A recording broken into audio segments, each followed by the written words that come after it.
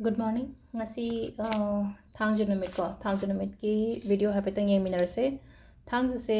quite first ko number se 93 lere aduga color na black and purple ko amubaga makhet machuga akoi thangju numit akoina season na ya ba set pe aba color se ko hadi magi numit ki matungina koina nuti ga haba dumaina ko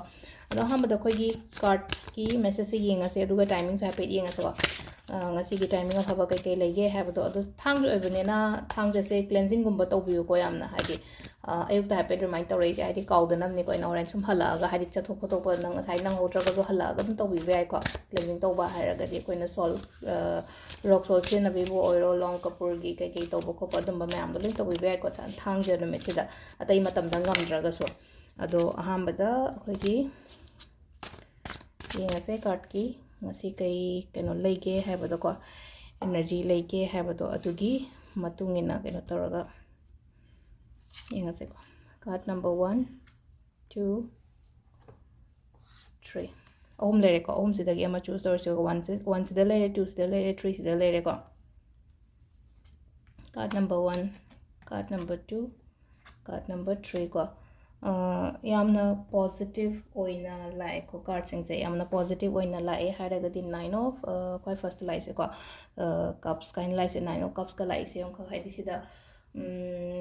manifestation gumba ga tawbo ko padaga phangba oiba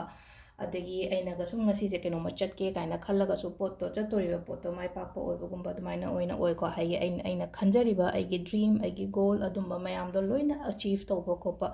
amaina piri ko aduga ani shuba sinna ko haidi ani shuba lai pa card sin all of sudden khangodana mateng gumba lakpani khangde kitang aphaba machanga pani khangde ko ngasi gi oina sida lai ba card sigi message na haise ko haidi ama heta haitare ko aphaba way dani ko changak pa haise yum sida changak pa haise ege amain leri ko aduga ahum suba card sina ko ahum suba card sina haidi aina ngai raga leiriba khotliba ko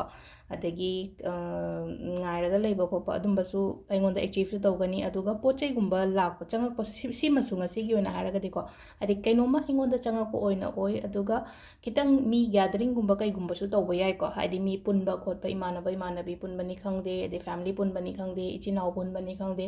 adumaina hadi get together gi type ta masu leiri ko ado sida leire akoi gi ahamba gi card ki message sina ko ado timing sina ayuki pung taruka minute yankai nipan dagina pung nipan ga minute trampan phawum leire adagi amuk tramathoi ga minute ama dagina ayuki ni ko sida tramathoi ga minute ama dagina nundin gi pung ahum ga minute mari phawum leire adagi amung darung gina pung mari ga minute kumathoi dena pung taruka